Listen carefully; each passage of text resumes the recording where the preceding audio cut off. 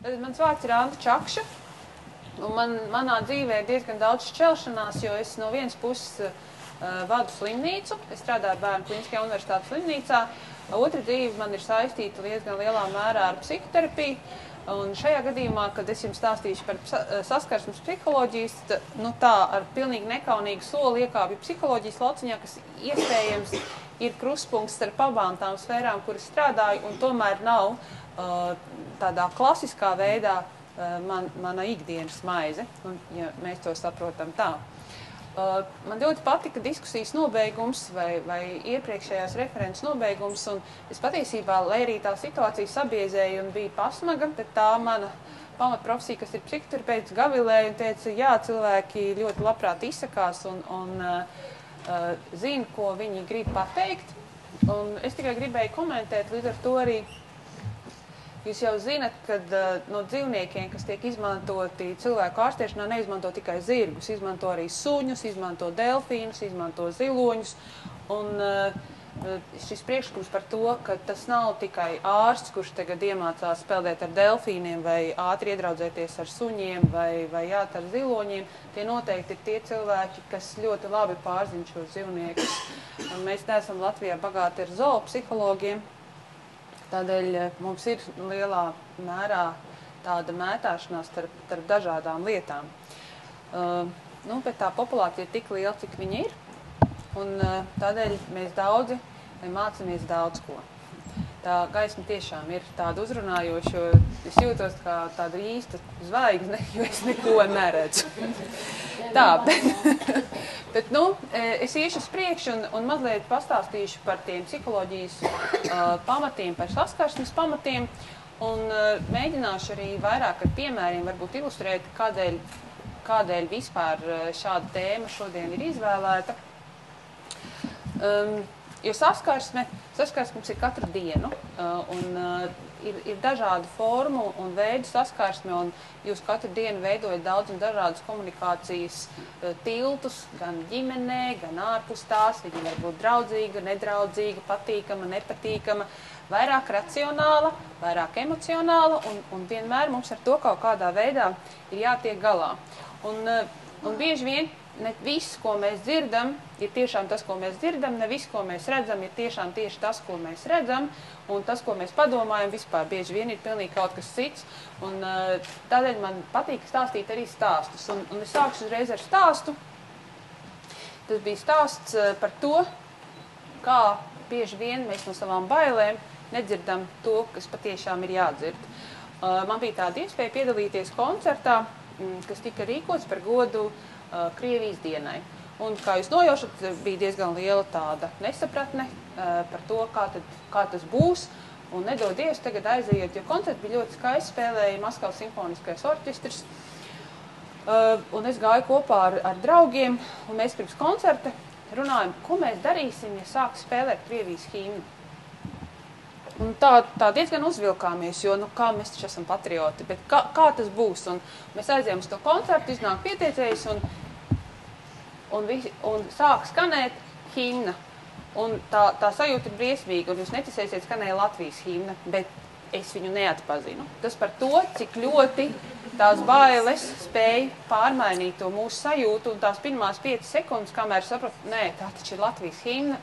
Un es pēc tam runāju ar citiem cilvēkiem, tās bija ļoti līdzīgas sajūtas par to, kad, ja nu tā ir Krievijas himna, lai arī Krievijas himnai nav nekāda vaina, tas bija vairāk par tām bailēm, kas notiek mūsos. Bet tā mēs pakāpeniski varam pāriet tātad pie teorijas. Kas tad ir saskarsme? Un tā ir tāda, kā jau es teicu, ir gan socioloģiska pieeja, gan sociālo-psiholoģiska, un tad saskarsme ir kaut kāds process. Un šis procesam vienmēr ir kaut kāds mērķis, un tas mērķis ir saprast un zināmā mērā arī ietekmēt saskarsmes partnera emocijas, uzvedību un reizēm arī darbību, protams. Saskarsme tā tad ir mijiedarbība starp cilvēkiem, un šajā gadījumā, kad mēs runājam, kad ir iesaistīts, es ik pa laikam piemetināšu kaut ko arī par zirgiem, jo es neesmu zoopsihologs, bet es esmu diezgan daudz par to interesējusies, jo laiku pa laikam meitenes, kas organizē šo pasākumu, man uzdod dažādus jautājumus, un es esmu spiesta iedziļināties arī tajā, kā tas notiek dzīvnieku pasaulē, tātad saskarsme arī ar dzīvnieku. Un jūs droši vien to zinat vislabāk, šajās attiecībās nav melu. Tur ir jābūt ļoti atklātam un nevelti runā, ka tie cilvēki, kam ir labas jāšanas prasmes, bieži vien ir ļoti labi vadītāji un līderi, jo viņi ir apgūši perfektu neverbālo komunikācijas formu. Tātad, kā tad mēs savstarpēji viens otru uztveram un kādas tās formas veidojās? Komunicējam mēs ar pozu, ar žestiem, ar vārdiem, ar sejas izteiksmi, ar balsu intonāciju. Un bieži vien jau paskatoties uz cilvēku, kādā veidā viņš ir jums nostājies priekšā, ja nav kaut kādi blakus faktori. Šajā gadījumā, ja jūs vērtētu mani, tad jums ir jāņem vērā tas, ka man visu laiku acīs spīd gaisma. Tātad tā reakcija nav īsti dabīga, un jūs nevarat domāt, ka es esmu ļoti augstprātīga, jo es nevienam neskatos acīs. Vai tas, ka es esmu nostājusies aiz galda, vai tas kaut ko nozīmē vai nē. Kāda ir mana mīmika, ko es daru, kā es esmu saģērbusies, ar kādu ziņu es pie jums kopumā esmu atnākusi. Bet sastiekot cilvēku un pārunājot lietas, tas zemapziņā jūs bieži vien to novērtējat un bieži vien šo ziņu pat neuzlaižat augšā uz apziņu, bet ja jūs spējat novērtēt, ko tad cilvēks jums rāda, kā kundze, kas ir nosēdusies un visdrīzāk domāt, ko viņi tur stāsta, tas man nekad īstenībā nenoderējas. Bet tikpat labi man ir arī jāsaprot, ka ārā ir apmēram 16 grādi un ir diezgan vēss, un te ir tas par to, kā jāspēj izvērtēt, vai tā ir slēgtā poza, ko mēs visi esam iemācījušies, vai tas tomēr ir tas, ka ārā ir 16 grādi un ir vēss vienlaicīgi. Tā, tad, protams, mums ir miedarbība ar sarunas partneri, un šajā gadījumā vienmēr ir jāsaprot, vai tas ir vērsts uz vienotu mērķi, vai tajā ir konkurence, un kāds grib būt pārāk šajā saskarsmē, šajā miedarbībā. Kāpēc ir nepieciešama saskarsme? Laikam jau tādā pirmā brīdī liekas, kādēļ vispār šāds jautājums, lai kaut kas notiktu, lai būtu kaut kāds rezultāts. Bet tam ir arī, protams, teorētiski pamatotas funkcijas, kādēļ ir nepieciešama tātad saskarsme. Un viena no lietām tātad ir apstiprinājuma un sociālās kontrolas funkcija. Un tas var būt gan pozitīvā veidā, gan arī negatīvā veidā. Ieklausieties, kad jūs saucat otru cilvēku vārdā, vai tas dod pozitīvu vai negatīvu, vai jūs pasaucat viņu ej tu tur, vai vai Ilze, vai tu lūdzu, vai vienalga nosaucot cilvēku vārdā, jūs viņus tā kā pozitīvi akceptējat, sasveicināšanās, kā jūs to izdarat. Un, protams, negatīvā veidā atkal tu neesi izdarījis to un to, izsakot kaut kādu kritiku vai pasakot sliktas lietas par kaut kādu, par situāciju. Noteikti viena no funkcijām ir arī socializācija. Tas ir veids, kā mēs mācāmies attiecības, kur tas parasti notiek. Pirmā vieta, kā es saku, tas, kur mēs visi esam iemācījušies, ir ģimene, mājas.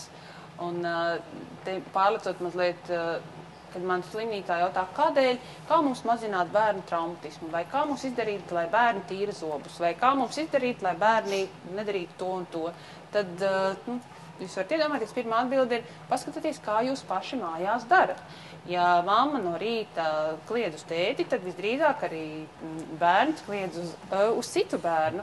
Ja jūs aiz sevis neko nesaliekat, tad ir ļoti grūti tam bērnam iemācīties kaut ko aiz sevis salikt, jo viņš mācās no tā, kas ir viņa vislielākais piemērs un tas, kam viņš visvairāk tic, un tie ir viņa vecāki.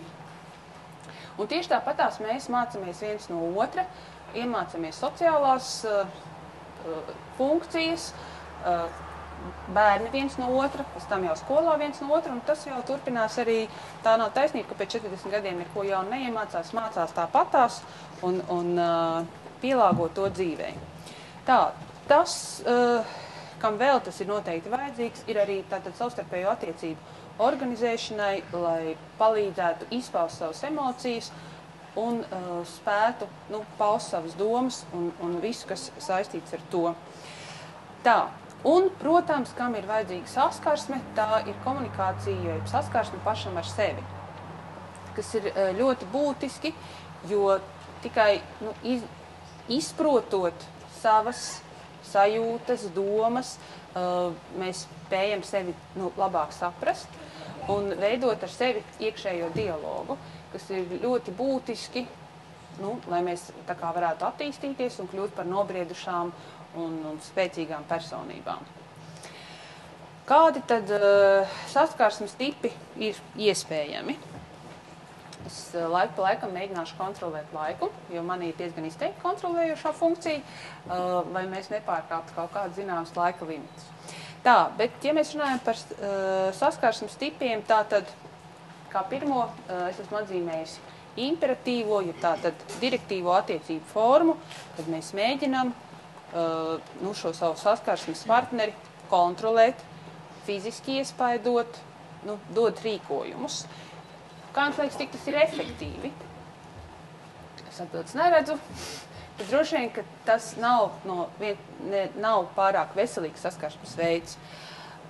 Ir iespējama arī manipulatīva saskarsme, kur saskarsmes partneri mēģina viens otru iespaidot caur dažādām manipulācijām. Bieži vien šādas manipulācijas var novērot ģimenēs, arī darba kolēģu vidū. Es domāju, ka katram uzreiz prātā nāk kāds manipulācijas piemērs, kur cilvēks dažādos veidos mēģina panākt savu, nevis tieši pasakot savu vajadzību, vēlmi vai bailes un sāpes, bet mēģinot dažādi izmanipulēt situāciju. Es zinu, ka jums vakar arī bija interesanta lekcija par to, kas notiek mikrosistēmā vai tātad ģimenē, ja kāds no tās dalībniekiem nav īsti vesels, vai kad kāds no tās dalībniekiem ir atkarīgs no otra, kāda veida manipulācijas šajās attiecībās var sākties. Tas nostāda vienu pusi vairāk upura lomā un otru pusi tā kā varmākas lomā. Un ir ļoti liela tā kā prasme iziet no šādām attiecībām ārā, lai nekļūtu vai par varmāku, jo dažkārt upurs pats prasa, lai tu kļūst par varmāku. Un tas tā kā bieži vien prasa tomēr speciālisti jau tā kā palīdzību, lai šīs attiecības izlīdzinātu. Un tātad nākamais saskarsmes veids varētu būt arī dialoģisks vai tātad tā, kur ir divu vai vairāku saskarsmes objektu mijiedarbība, kur abi objekti grib gūt saskarsmi, un te ir svarīga uzticēšanās, nav šī imperatīva, šīs varas pār otru cilvēku, nav manipulācijas, kur saskarsmes partneri respektē un novērtē viens otru, gan kā personības, gan kā saskarsmes partnerus. Kādi tad ir iespējami saskarsmes līmeņi?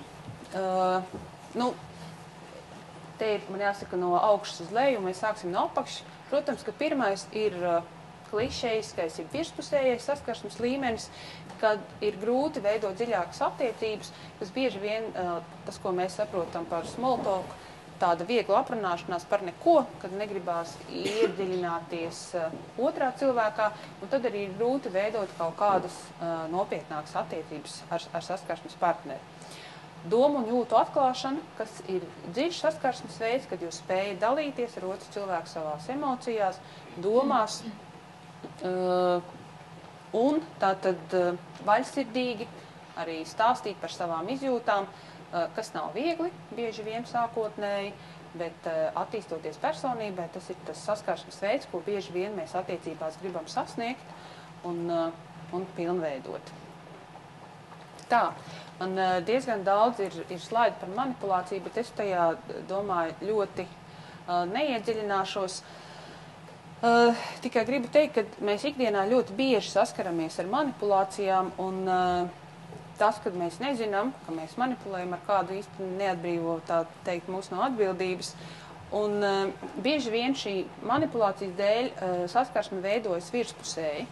Un te ir atzīmēti daži tie paņēmieni, kādā veidā cilvēks, kurš manipulē, ir atpazīstams, ja kādas tās formas pieņem.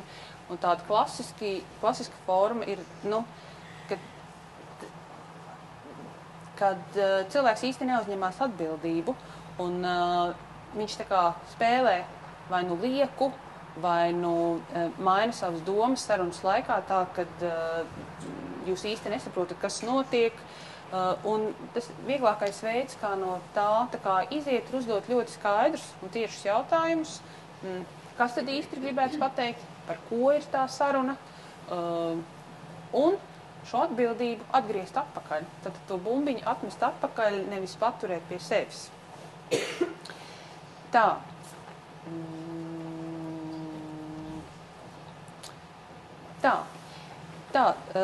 Tātad saskarsmes viens no tādiem ļoti būtiskiem elementiem ir pašvērtējums. Un atkal man jāatgriežas pie tā paša. Pašvērtējums vai tas, kā mēs jūtamies par sevi, nāk līdz jau no ģimenes, un tie pamati tiek ielikti ģimenē. Un pēc tam, protams, dažādas situācijas var izmainīt mūsu pašvērtējumu, bet ja tas ir ielikts pamatos jau ģimenē, tad cilvēks jūtas vērtīgs un mīlēts, un viņš necīnās tā kā par to apbrīnu no apkārtējiem, jo viņš to ir saņēmis jau mājās. Bieži vien mēs redzam cilvēkus, kas grib tikt pamanīti, un dažādos veidos to arī izrāda. Tad ir skaidrs, ka viņam kaut kā pietrūkst. Un tas, kas pietrūkst, ir šīs pašapziņas, kas ir jāsaņem no ārpuses. Un tas bieži vien liecina par to, kad nav bijis pietiekami saņemts no vecākiem mīlestības vai uzmanības, no tiem primāriem aprūpētājiem, kas ir bijuši sākotnējā posmā. Jo nevienmēr tas ir mamma un tētis, ir dažādas situācijas dzīvē. Ir svarīgi, ka tie cilvēki, kas rūpējās par bērnu, viņam sniedz visu to, kas viņam ir nepieciešams tajā sākotnējā periodā. Un ir tā teikt pietiekami labi. Tas nenozīmē, ka visu laiku ir jābūt klāt un visu laiku ir jāsaka tikai uzslavas. Tam visam ir jābūt racionālam. Un tajā nevar būt pārāk daudz kritikas. Un tomēr, neskatoties uz to, dzīvē ir situācijas, un īpaši tās ir stresa situācijas un dažādi notikumi, kas var izmainīt mūsu vērtējumu. Un tas, ka jūs reizēm sajūtaties slikti, vēl nenozīmē, ka jums ir zems pašvērtējums, bet stresa situācijās vienkārši viņš var tā kā saļodzīties un būt sliktāks. Tā. Vai tik tālu nav radušies kādi jautājumi? Es teicu, ka es negribēšu dzert, un tomēr...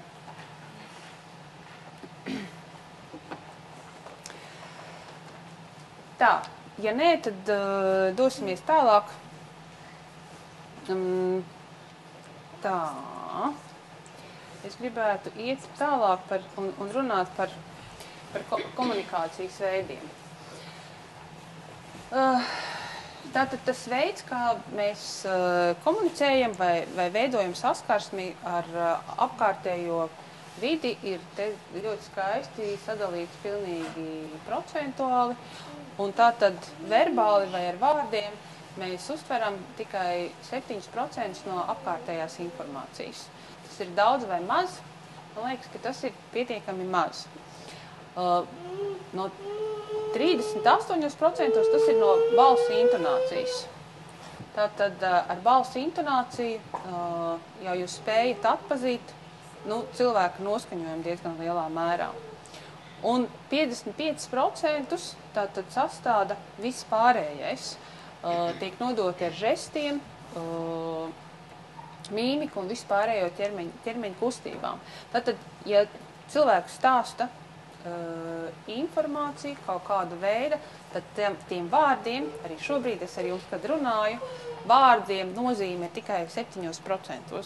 Vispārējais ir tādēļ arī biežāk paliek atmiņā tie lektori, kuri vicina rokas, kuri uzdod jautājumus, kuri iet publikā, kuri ir attiecīgi māk piesaistīt sev publiku. Un, protams, tādēļ arī ir svarīgs, ka man ir sagatavots prezentācijas materiāls, jo jūs lasat, un tad jūs ar to arī mēģināt kaut ko atcerēties. Un tas ir par to, kad jūs runājat ar cilvēku, tad jūs saprotat, ka tas vārds nevienmēr aiziet, ja viņš nav pastiprināts ar kaut kādiem pastiprinātājiem. Un tas pastiprinātājs jau esam mēs paši caur visām šīm kustībām un mīmiku. Un te atkal ir viens stāsts par to, kā tika veikts pētījums attiecībā uz to,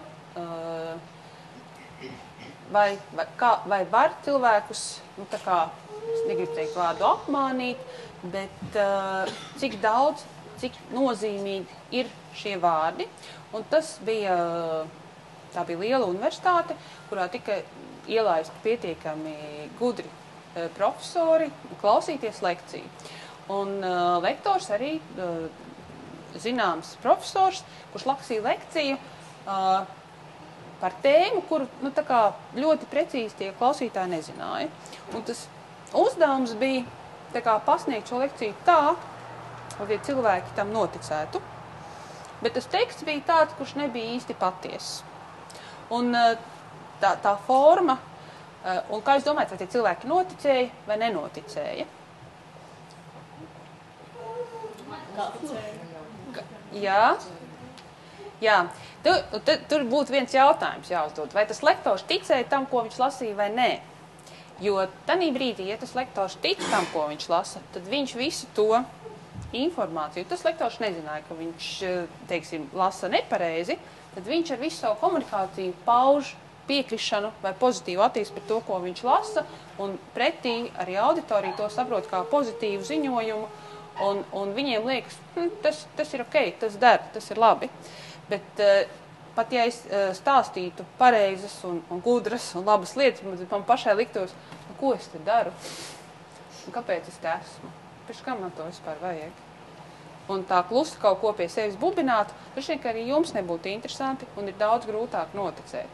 Tad tas ir par to, kad visi tā visam kopējam ķermenim ir nozīme, tad, kad mēs runājam ar cilvēkiem. Tā, un kuri tad mums ir visgudrākie neverbālajā komunikācijā? Tie sākotnēji, protams, ir bērni. Un tā ir tā pirmā komunikācija un saskarsme mātei ar bērnu, tēvam ar bērnu. Man tēti vienmēr ir bail teikt tikai māte, jo mūsdienās ļoti moderni ir sēdēt arī tēviem mājās ar bērniem, tad jāsaka droši vien vecāki. Tātad komunikācijā ar bērnu, kamēr viņš vēl nav sācis runāt, jūs apskatāties uz tām acīm, uz to smaidu, ko viņš raida vecākiem un kādā veidā viņš pauž savu lapatiku, vai gluži otrā, tad, kad viņš ir dusmīgs, vai apvainojies, kādā veidā viņš pagriež galvu, kā viņš novēršās, kā viņš dusmojās. Un vēl viena vieta, kur jūs ļoti labi varat redzēt neverbālo komunikāciju, ir dzīvnieki. Es domāju, es pieņemu, ka jūs visi esat ļoti daudz saistīti ar zirgiem. Vai zirgs jūt jūsu noskaņojumu, tad, kad jūs atnākat pie viņa? Kādā veidā viņš reaģē? Ja noskaņojums nav labs, vai ja noskaņojums tieši otrādi ir ļoti labs, kā šī komunikācija izdodas. Un te ir ļoti būtiski, tas ir līdzīgi, tātad gan ar bērniem, gan ar dzīvniekiem, tur, kur nav iesaistīts vārds, cik svarīgi ir visa šī izpausme ķermeniskā. Un nevelti ir arī atzīmēts, ka arī sievietes neverbālo komunikāciju izprot un spēj saprast daudz labāk. Kāpēc? Tā nu ir. Ko tad mēs izmantojam šajā simbolu sistēmā un neverbālajā komunikācijā? Ar acu skatienu. Man pavisam nesen bija pacienti, kur teica, es izraidīju tēvu no istabas ar acu skatienu. Es mēģināju vienkārši iedomāties, kā tam vajadzēja izskatīties, cik dusmīgai viņai vajadzēja būt, lai izraidītu kādu no istabas ar acu skatienu. Ar acu skatienu, ko vēl var pateikt? Acu skatiens kāds var būt? Auditorija, palīdziet man. Priecīgs, dusmīgs. Jā, tad ar to var paust pilnīgi visas emocijas. Satraukumā acu zīlītes paplašinoties 4 reizes, bet dusmās sašaurinoties. Un atkal, atcerieties, spožā saulē acu zīlītes nebūs platas, viņas būs sašaurinātas un nevajag domāt, ka kāds skatoties saulē ir dusmīgs. Ko nozīmē, ka viena acis ir piemieta? Ja viņam nav, ja viss ir kārtībā arī ar inervāciju, ja visu laiku piemiet vienu aci, ir jāskatās, kāpēc viņš to piemiet. Var jau būt, ka tās ir tiks vienkārši. Tie ir ļoti svarīgi atkal par to, lai mēs kādu cilvēku patoloģiju, nu, ne. Jā. Nu, ko tas varētu nozīmēt? Jūs to man varētu pastāstīt, kas notiek, ja zirgs piemiedz ar aci. Iztīriet aci. Ļoti labi. Tādēļ arī te tālāk ir minēts, ka neskatāmies tikai uz acīm, svarīgi ir arī mute un visa mīmika kopā. Uzacis vai ir izbrīnītas, uzacis var būt tātad sarauktas, dusmīgas, izbrīnītas. Atkal mums jāņem vērā, ka ir līdzekļi, ko izmanto sievietes, un uzacis var daudz nekustēties, un bieži vien tad šī mīmika kļūst maz izteikta, bet sejas izteiksme varbūt kļūst priecīgāka, un tas ir labs veids, kā maskēt savas dusmas. Un bieži vien cilvēki, kas darbojas politikā, tiek speciāli apmācīti neizrādīt savas emocijas, gan dusmas, gan lielu prieku, bet būt tādi vienmērīgi, smaidīgi, lai radītu tādu pozitīvu attieksmi. Tas ir ļoti, ļoti, protams, svarīgi. Tad, protams, kad arī šajā neverbālajā komunikācijā ietverti ir arī žesti. Un mēs ikdienā tos izmantojam, tātad šie gan sasveicināšanās žesti, kur mēs vai pamājam ar roku, vai pamājam ar galvu, kas var būt gan akcepta žests, jā, sēdies, labi, viss kārtībā. Īpaši, ja jums priekšnieks pamāja ar galvu, tad jūs esat priecīgs. Vai gluži otrajā, viņš sarauka tām uzacīm, pakrata galvu, jums atkal ir savs viedoklis, kas tas ir. Bet es pati, kad mācījos skolā vēl, bija jāliek fizikā eksāmens, un mums bija tāds skolotājs ļoti, ļoti jauks, kas ļoti daudz ko iemācīja. Un tā pirmā lieta, ko viņš mums mācīja, bija, ja komisijā kāds taisa ar dusmīgu seju vai šķobās un gorās un tā kaut kā visādi knosās, atcerieties, ka viņi visi ir veci cilvēki un viņiem kaut kas sāp. Jo nevienmēr tā šķobīšanās un gorīšanās nozīmē, ka viņš tiešām ir dusmīgs vai kaut neapmierināts ar jūsu tekstu. Bieži vien tā tomēr var būt kaut kāda arī fiziskā vaina. Tā. Tad žestikulācija, tas kādā veidā mēs mēģinām paplašināt savu tekstu, mēģinām tikt saprasti vairāk, un arī tas, kādā veidā mēs spēlējamies ar savu balsi, vai mainot intonāciju, modalitāti, piešķirot dažiem vārdiem lielāku nozīmi, dažiem mazāku, lai to sadzird labāk, lai to sadzird sliktāk, izspēlējot tādas kombinācijas, kad ir reizēm grūti saprast, kas tad zem tā ir domāts.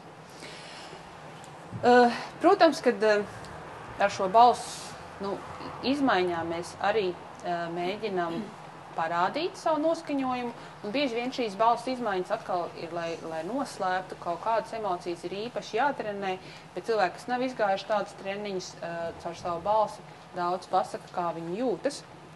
Un tas, kā literatūrā saka, tātad dusmu brīžos 70% tātad balss kļūst paaugstināta, spalgāka. Es droši vien esmu dzirdējis, kādēļ saka, ka kliedza, lai arī patiesībā varbūt cilvēks nekliedz, viņš runā ļoti skaļi un balss kļūst spalgāka. Un kamēr atkal bēdās vai skumjākos brīžos cilvēku balss kļūst klusāka. Un te atkal zinot to, jāsaprot, kad ir cilvēki, kas spēj ar to tomēr manipulēt, un nevienmēr to signālu, ko viņi dod, ir precīzi tāds, kāds tas ir. Tad ir dažādi nelingvistiski žesti, svilpieni, smiekli, raudas, dažādi kliedzieni. Liela pārsteiguma gadījumā, ko dara bieži vien vairāk vīrieši, bet dažkārt arī sievietes, viņas iesvilpjās, kas varbūt nav sociāli akceptēta norma kaut kādos pasākumos, bet tomēr tas tā notiek. Un tas, kas vēl notiek no šīs neverbālās komunikācijas, cilvēki iespaidojās viens no otra, ja tā tad atrodoties to zinātniski gudri sauc par spoguļneirona efektu, Tātad, skatoties uz cilvēku, kas smaida, bieži vien ko gribas darīt? Smaidīt pretī. Tātad, un ja apkārt ir dusmīgi cilvēki, tad jūs nejaušināti, gribētu teikt, arī sākat kļūt tādi īgnāki un sagurušāki. Tātad šī zona, kura apkārt mēs esam, mēs bieži vien paši esam atbildīgi par to, kādi apkārt ap mums veidojās cilvēki. Tā, cik daudz ietekmē krāsas? Es neesmu krāsu speciālists, es par 2 krāsām vairāk izvilkusi, bet psihologi runā, ka diezgan daudz, un tie cilvēki, kas par to vairāk runā, es nezinu, kā tas ir saskarsmē, teiksim, ar zirgiem, vai jums tam ir nozīme, kādas krāsas austiņas tiek uzliktas, vai tas, ko redz acu priekšā, bet, ja runājam par cilvēkiem, tad ir dažādas teorijas, un, protams, ka nevar noliekt, ka aktīvās krāsas vairāk aktivizē cilvēkus, un jūs zināt, ka viesnīcās vairāk izmanto zaļas un dzeltenīgi tādas blāvas, maigos pasteļtoņus, lai cilvēks nomierinātos, labāk gulētu, kamēr sarkanā būs cīņas krāsa, arī tātad vēršiem rāda, un sarkanas mašīnas mums visiem kaut ko simbolizē uzreiz. Kamēr pretītē uzreiz ir tas zilais, kas ir tāds nomierinošs, sapņains un liek domāt dažādas citas lietas. Tātad, kopā vērtējot komunikācijā cilvēku, jūs novērtējat visu, un, lai būtu uzticamība, tam visam jābūt saskaņā.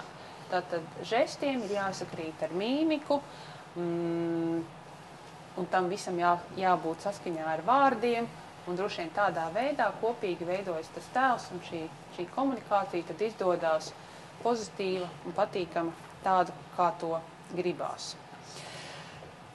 Tā, to jau mēs tā kā,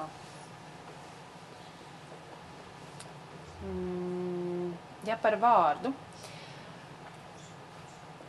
tad, lai arī vārdam ir salīdzinoši maza nozīme, mēs redzējām, ja no 100% pašam vārdam paliek tikai 7, kā tas tiek uztverts, tad jūs zināt, ka ir ļoti daudz dažādu teicienu par to, kā pateiktais vārds vienmēr tomēr paliek.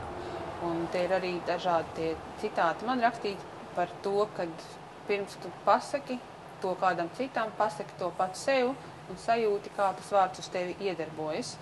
Tātad, runājot, ir svarīgi, ka tas cilvēks, kam jūs to sakat, to vārdu saprot. Jo te es nedomāju par kaut kādām tādām virslīmeņa lietām vai zem, bet vārdiem bieži vien mēdz būt dažādas nozīmes, un mēs mīlam savu tekstu tā savirpināt, ka nevienmēr tas vārds, ko mēs sakam, es pavisam nesen lasīju tādas, zinat, kad angļi vispirms ir tas, ko viņi saka, otrs tas, ko viņi domā, un tad trešais ir tas, kā viņi to vispār uztver.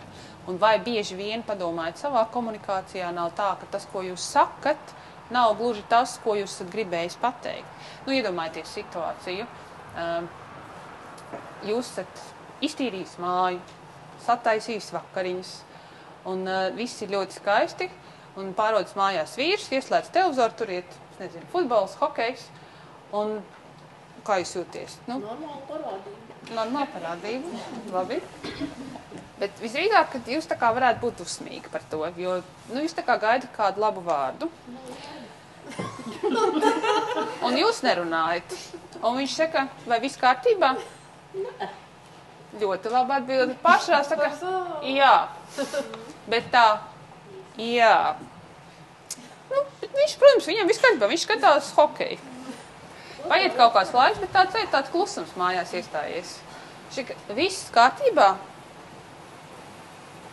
Jā. Tātad, vai vienmēr tam vārdam, tas, ko jūs sakat, ir tieši tā nozīme, ko jūs esat gribējis pateikt? Droši vien, ka nē. Un tur jau tas vēstījums ir tajā, kad jūs gribat caur intonāciju un žestiem nodot kaut kādu ziņu. Mēs nevienu nestīsim šodien. Un tad bieži vien mēs gaidām, lai tas saskarsmes partneris sadzirdētu to, ko mēs mēģinām pateikt caur to. Caur žestiem, caur caur mīmiku, lai arī teksts ir bijis pilnīgi citādāks. Un tas, kā es saku saviem pacientiem, mums neviena skolā nav mācījuši uzminēt domas. Un tam jūs man piekritīsiet, ka, ja cilvēks nerunā tā kā tieši, ir ļoti grūti saprast, kas aiz tā domāts, un tad bieži vien var rasties arī nesaprašanās komunikācijā, un ir jāmāk sadzirdēt reizēm, kas aiz tā vārda slēpjas. Domāju, ka jums tā pieredze diezgan liela, jo tad, kad jūs komunicējat ar dzīvnieku vai ar rēterapijā, tur ir iesaistīti vairāk, ir jāspēj sadzirdēt, saskatīt tās lietas, ko varbūt uzreiz neredz un nedzird.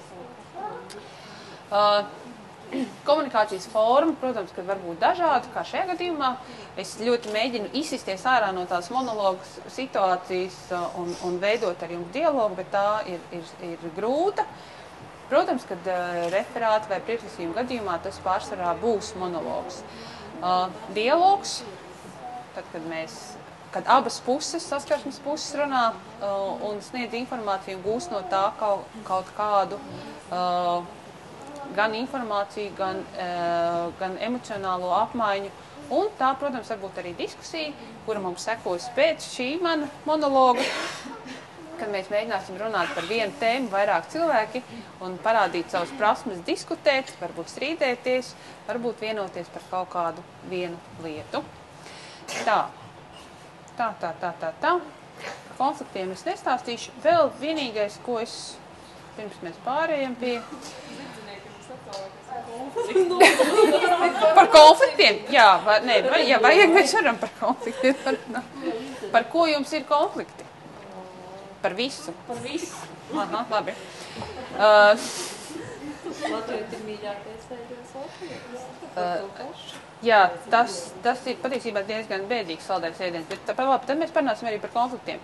Bet tad kas var tā kā sabojāt komunikāciju, vai kas ir tie iemesli, kādēļ mēs nevienmēr uztveram precīzi tos otru cilvēku? Ir dažādi filtri, baļģeris un šķēršļi. Un tātad, no kā tas ir atkarīgs, bieži vien ir tajā barjeras veido mūsu kaut kādi jau iepriekšējie priekšstati par to, kāds tas ir. Jūs jau ieiet vai veidojat komunikāciju, kaut ko zinot par šo cilvēku, šis priekšstats nav iepriekš savākt pietiekami labs. Mātei Googlē ievedot kādu vārdu, jums ir radies priekšstats, ka viņš ir šāds vai tāds, un šis jau rada to pirmo, tā kā barjeru, un ir grūti, šie priekšstati traucē pieņemt to cilvēku, kāds viņš ir. Tad, protams, dažādas personības īpašības vai komunikācijas veids, sarunas formāts, nevienādās intereses, garstāvoklis, emocijas, tas viss rada, varētu teikt tā, šķēršļus labā saskarsmē. Tādēļ, tad, kad ir jāiet uz konfliktu risināšanu vai uz dažādām situācijām, svarīgi ir spēt tā kā nolikt to malā, paskatīties mazliet no malas, vai nav tā, ka es ar šo cilvēku nespēju runāt tikai tāpēc, ka man riebjās zilā krāsa un viņš sēž zilā džemperī un es visu laiku domāju par to zilo džemperi un finālā es vispār neko nevaru pateikt, jo viņš sēž zilā džemperī un es nevaru ar viņu parunāt. Bet, protams, ka šīs komunikācijas prasmes mums ir nākušas arī no tā, ko mēs esam redzējuši, skatījušies ģimenē, kā mēs esam tālāk skolā mācījušies, un caur to arī ejam tālāk. Tā, konflikti. Labi, tad, vai visus interesē, mēs varam parunāt arī par konfliktiem. Jā? Vai nē? Kaut ko jautru, ja? Zana saka, jā, labi. Tātad konflikts savā būtībā tā ir sadursme, un konflikts ir viena no formām, kas traucē labu, mīlīgu un jauku saskarsmi.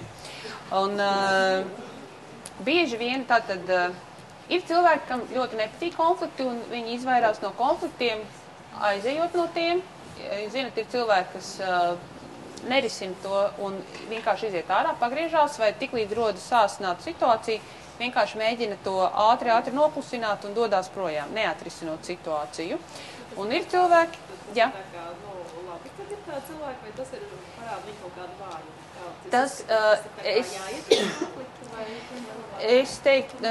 Es domāju, ka ir svarīgi, vai var atrisināt situāciju. Ja tas ir konflikta pēc, tad bieži vien ir cilvēki, tie nākamie, kuriem savukārt ļoti patīk konflikta situācijas, kuri uzbrūk un cīnās. Ar šādiem cilvēkiem īsti nebūs nekad tāda laba rezultāta, jo ja viņš jums nāk uzbrukumā, tad reizēm ir tā kā jāspēj pateikt, ka par šo tas nav aktuālais. Bet es vairāk runāju par tiem, ka mums ir jāatrisina, vai mēs to galdu liksim vidū, vai te malā. Un es saku vidū, un jūs sakat, lietas, kur gribi, jā, es nepiedalos tajā. Vai mums ir jāsaprot, kādā formātā mēs kaut ko organizēsim, un jūs sakat, nē, pat kamēr mums nav strīdu vai saskan domas, jūs piekrītat, bet tiklīdz ir kaut kāda situācija, kur tā kā viedokļi nesaskan, jūs nevis sakat, nē, es domāju, ka varbūt tā būtu labāk, bet jūs tā kā aiziet projām. Tā, kāpēc cilvēki no tā baidās? Jo tanī mirklī te ir stāsts par to, kāda tad ir bijusi šī agrīnā pieredze ģimenē par konfliktu risināšanu, vai tur kāds stāvēja ar pannu, vai tad ar viņu pēc tam neviens nerunāja un visi uz viņu dusmojās, vai ja viņš pateica savas domas, uz viņu kliedza. Katram mums ir sava bērnības pieredze par to, kā tas ir noticis mūsu tajā primārajā ģimenē, ko darīja tētis un māma, tad, kad bija dusmīgi. Vai viņi izrunājās un pēc tam sabučojās, vai viņi 3 dienas nerunāja un bija absolūts klusums, vai viens sirta durvis un gāja projām. Un tā pāanalizējot sevi un apskatoties, kā jūs risinat konflikta situācijas, es domāju, ka bieži vien mēs varam savilkt kaut kādas līdzības. Vai arī absolūti otrādi, mēs mēģinām darīt pilnīgi citādāk. Konflikts rada, protams, dažādas emocijas iekšējas. Viena no tām, protams, ir bailes par to, ka tagad es nebūšu pietiekami laba, es tad būšu slikta un ar mani neviens nerunās. Un bieži vien rada tādu strupceļa sajūtu, kad kā to atrisināt. Kā tad konflikti var būt dažādi, var būt iekšējie konflikti, iekšējā nesaskaņa un ārējie. Un tad var būt konstruktīvie, protams, un nekonstruktīvie. Un lai konfliktu atrisinātu, labi, kādi tad ir cēloņi, bieži vien tā ir cīņa par resursiem, tātad kaut kas ir vairāk, kādam netiek apmierināts viņa pamatvajadzības, ir domu sadursme, jeb ir atšķirīgi viedokļi par vienu un to pašu jautājumu, atšķirīgas intereses, un cilvēkiem ir dažādas psiholoģiskas vajadzības. Tātad pēc atzīšanas, pēc mīlestības, pēc novērtējuma, un ja viņš nesaņem visu to, tad viņš ir dusmīgs un konfliktējošs. Nosacītais konflikts ir situācijā, ja apstākļi ir viegli maināmi un situāciju var izlīdzināt. Nobīdītais konflikts ir, vai jums ir nojausma, kas ir nobīdītais konflikts? Ir situācija, kas ir notikusi, bet mēs nevaram par to tieši runāt, un pēc tam mēs sastrīdamies par kaut ko pilnīgi citu, it kā nebūtisku. Bet patiesais konflikta iemesls ir nevis tas, ka viņi jums tagad iespēra pa krēslu, bet tas, ka tur aiz stūra viņa paņēma un izjāja ar jūsu zirgu iespējams, jums netiprasot atļauju. Nezinu, vai tas ir iespējams, bet par to jūs tā kā neko nevarat teikt. Bet par to, ka iespēra pa krēslu, to drīkst teikt, jo tas ir tā kā sociāli akceptējami, jo spērt pa krēsliem nedrīkst. Tādā veidā. Nepatiesi pierakstītais konflikts, vai tā tad ir aizdoms, ka kaut kas ir izdarīts, bet man nav īsti informācijas. Es dusmojos, bet baidos par to runāt.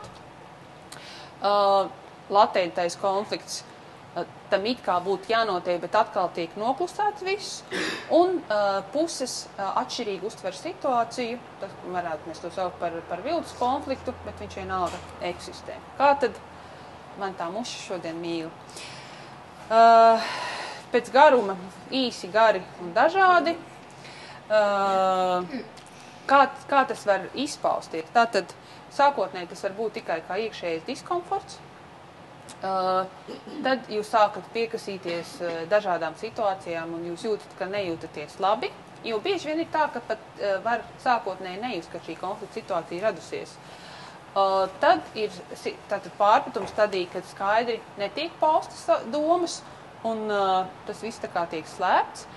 Tad apkārtējie jau redz, ka ir konflikts, bet paši konfliktā iesaistītie tā kā neatzīst, ka viņiem ir, rodas spriedze, un tad ir izvirdums, un izvirdums nav slikti, jo izvirduma situācijā vai nu tas konflikts tiek atrisināts, vai nu tad viņš ieiet vēl dziļāk, un cilvēki tā kā negrib runāt, un šajā gadījumā teikt, cilvēki šķirās neizrisinājuši.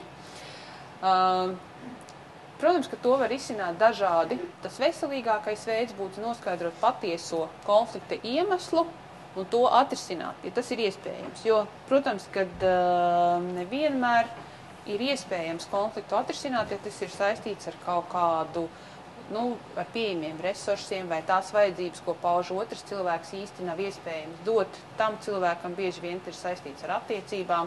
Viens cilvēks vēlas mīlestību, bet otrs tā kā vairs nē. Tad šo konfliktu pēc būtības nevar atrisināt, bet viņu var tā kā izrunāt un saprast, kad ir dažādas vajadzības un nepalikt konfliktā. Tā. Tad būs tā kā par citu, par pielāgošanos. Tātad, ja jūs tā kā, atzīstat sev, bet līdz galam neatzīstat, ka tas ir konflikts un pielāgojoties tai situācijai, mēģinat saglabāt labas attiecības, apspiežot savas dusmas. Tas risks, protams, ir, ka tas konflikts vienalga kaut kādā mirklī iznāks ārā. Mēs atkal atgriezīsimies tajā spirālē, kad tām dusmām būs jāiznāk ārā, bet daudz cilvēku spēj ļoti ilgstoši sevī turēt, apspiestas šīs dusmas, un daži veids tādas sīkas nelietības, daži veids lielākas, bet to konfliktu tā kā kopumā nerisina. Un tātad, kas mums bieži vien traucē izrisināt konflikts, ir arī konkurējoša sajūta, kad tad, ja es iziešu tā kā uz tieši konfliktu, tad tas otrs var izrādīties labāks, un tas tā kā traucē. Kompromiss, tad, ja tiek pieņemt daudz maz godīgs lēmums, un visas iesaistītās puses tā kā saprot konflikta cēloni, saprot, kā to varētu tā kā labot, bet īsti nespēja vienoties, un tad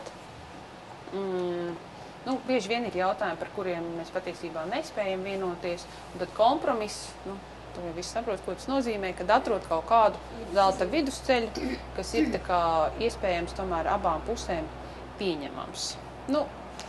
Uzvarētāja taktika nekad abas puses nekad īsti nevar uzvarēt tā pilnībā. Bet, ja, ko nozīmē uzvarēt? Kādreiz zaudējums arī ir uzvara, lai cik tas jocīgi neskanētu. Un ir jāsaprot vienkārši, ko ar šo konfliktu grib iegūt. Tā, bet tas, kas būtu jāņem vērā risinot konfliktus, jo patiesībā, tā vienkārši teorētiski izstāstot par konfliktu risināšanu, tas neko daudz, man liekas, īsti nepalīdz.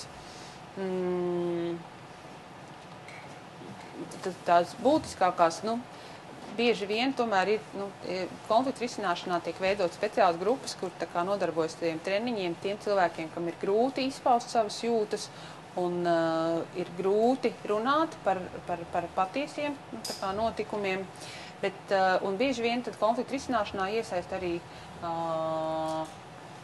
trešo cilvēku, kurš palīdz uzklausīt abas puses, novērtēt situāciju un saklausīt tos argumentus, ko bieži vien tā kā viens konfliktējušās puses vairs nedzird. Un te ir, droši vien esat bijuši situācijās, ka divi draugi plēšās vai divi cilvēki plēšas, un ka jūs dzirdat, ka tie cilvēki viens otru vairs nedzird. Tad ir svarīgi šī trešā cilvēka ienākšana, kurš tā kā iztulko pavisam vienkāršas lietas, kad varbūt tas nemaz nav tā, kā tas izklausās, un kad paskatās uz to lietu no malas, tad tā situācija var mainīties. Protams, lai atrisinātu konfliktu, tur ir daudz dažādas stadijas, bet vienmēr vienam tā kā ir jāpieņem tas lēmums, ka tas konflikts būtu jāatrisina. Es vairāk skatos uz tejienu, jo tad man tā gaisma nav visu laiku virsū, un es esmu izvēlējusies savu auditoriju konfliktu risināšanai. Tā. Nu, tā kā mans laiks principā jau iet uz beigām un ir gandrīz beidzies, tad ar ko es gribētu nobeigt?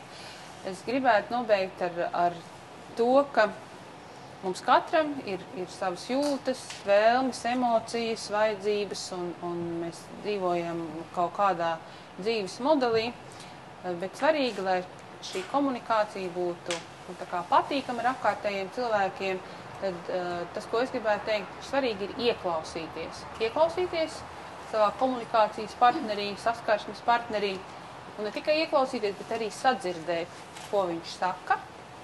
Ieklausīties tajā, ko sakat jūs paši, vai tas, ko jūs sakat, ir tas, ko jūs gribat pateikt. Un padomāt, vai tas, ko jūs sakat, saskan ar to, kā jūs to sakat, vai to nevar saprast citādāk. Vai tās ziņas nav pretrunīgas, un vai tas cilvēks, kurš runā, arī nav līdzīgi. Līdz ar to var rasties šīs komunikācijas problēmas, šīs saskarsmes problēmas, un es domāju, ka mums pietiekami daudz pietiek sadzīvē, ko risināt, kādas mācību programmas veidot, kādas neveidot, lai mēs tā kā daudz enerģijas šķiestu tādā konfliktējošā saskarsmē. Tā. Paldies! Paldies! Es domāju, ka mēs